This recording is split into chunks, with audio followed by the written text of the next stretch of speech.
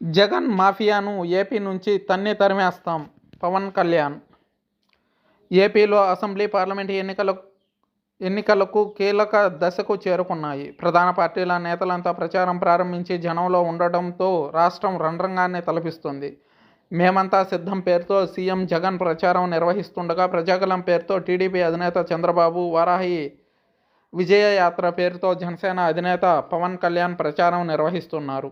ఈ క్రమంలో జగన్ను గద్దె దించడమే లక్ష్యంగా పొత్తు కుదుర్చుకున్న చంద్రబాబు, పవన్ ప్రచారాన్ని కూడా ఉమ్మడిగా నిర్వహిస్తున్నారు. ఉమ్మడి ప్రచారంలో భాగంగా గన్నవరంలో నిర్వహించిన బహిరంగ సభలో పవన్ సీఎం జగన్పై ఘాటైన వ్యాఖ్యలు చేశారు. జగన్మోహన్ రెడ్డి మాఫియాని ఏపీ నుంచి తన్ని తరిమేస్తామని సంచలన వ్యాఖ్యలు చేశారు.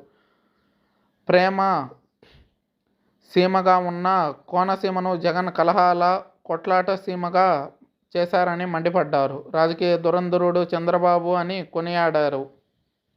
కోనసీమలో క్రాప్ హాలిడే రాకుండా చూసుకుంటామని మాటిచ్చారు. కోనసీమకు ఇచ్చిన హామీలను జగన్ ఎంతవరకు అమలు చేయలేదు అని ప్రశ్నించారు. 2022 జూలైలో జగన్ ఇక్కడ పర్యటించిన సమయంలో రూ. 30 కోట్ల హామీలు ఇచ్చారు.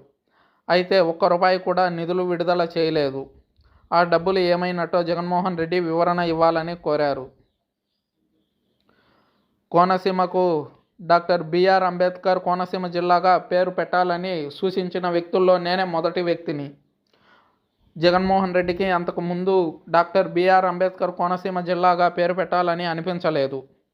ఇక్కడ అల్లర్లు జరిగి ప్రాణాలు కోల్పోయిన తరువాతనే ఆ ఆలోచన జగన్మోహన్ రెడ్డికి వచ్చింది. జగన్కు రక్తదాహం అనేది పుట్టుకతో వచ్చింది. జగన్ ఏ పని చేయాలన్నా రక్త తర్పణం లేనిదే పని ప్రారంభించాడు. అటువంటి వాడికి ఓటేస్తే రాష్ట్రం శ్మశానం అవ్వడం ఖాయమని స్పష్టం చేశారు జనసేనాని.